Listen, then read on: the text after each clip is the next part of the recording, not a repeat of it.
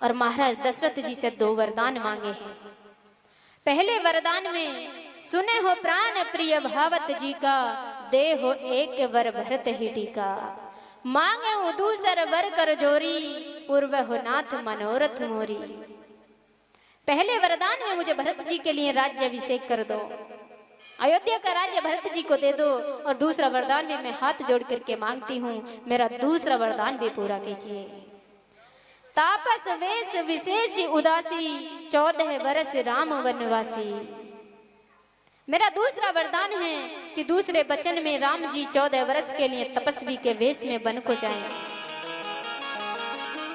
दशरथ जी को बड़ी पीड़ा होती है, लेकिन जब केके नहीं मानती तो राम जी को वन जाना पड़ता है। और केके मैया के वचन के अनुसार भगवान श्री राम जी 14 वर्ष के लिए लक्ष्मण जी और जानकी जी के साथ में वन को प्रस्थान करते हैं। सारे नगरवासियों का रो रो करके बुरा हाल है। सब नगरवासी केके मैया को गालियां देते हैं, लेकिन राम जी को विदा करने के लिए सारे नगरवासी पीछे पीछे हैं। सरयू के तट पर रात्रि व्यतीत होती है। नगरवासी जागे उससे पहले ही भगवान श्री राम चले जाते हैं। दूसरा निवास श्रृंगवेरपुर में होता है। सुबह का समय होता है, सरयू के पार करनी होती है, गंगा जी पार जाना है। केवट से भेंट होती है। केवट भी पार करने में निखोरा करता है और केवट भगवान श्री राम जी के से कहता है कि जब तक चरणों को नहीं धो लूंगा तब तक पार नहीं उतारूंगा। भगवान श्री राम जी ना चाहते हुए भी केवट ने राम जी के चरणों को धोया है। चरणों को धोकर के राम जी को नाव पर बैठाया है और पार लेकर के गए हैं। राम जी मन में विचार करते हैं कि इसको कुछ मजदूरी तो चाहिए, लेकिन कुछ भी नहीं है। पिय ही है की सी ये जानन हारी, मन मुदरी मन मुदित उतारी।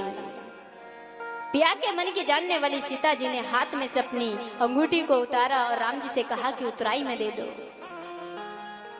राम जी ने कहा कि ये उतराई है। केवट ने कहा कि प्रभु कैसी बात कर रहे हो, नाई से नाई ना लेते हैं बाल की कटाई को, धोबी से धोबी ना लेते हैं वस्त्र की धुलाई को।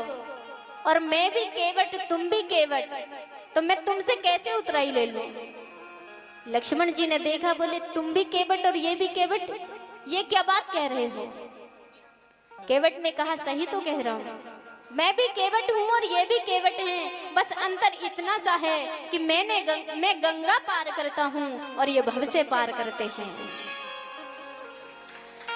बस इतना सा अंतर है और कोई अंतर नहीं है दोनों केवट ही।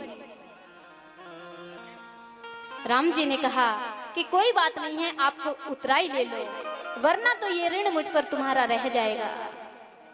केवट ने कहा अपने को ऋणी समझते हो तो ऋण वही चुका देना। मैंने तुमको गंगा पार किया, तुम भव से पार करा देना। मैंने तुम्हें गंगा जी पार कराया है, जब मेरा समय आए तुम्हारे धाम को आऊं तो बस मुझे इस भवसागर से पार करा देना, दोबारा इसमें ना आ जाऊं। और केवट को आशीर्वाद देकर के भगवान श्री राम आगे की तरफ प्रस्थान करते हैं। ऋषि संत वृंदों के दर्शन करते हुए भगवान श्री राम जी ने पंचवटी में जाकर के निवास किया है।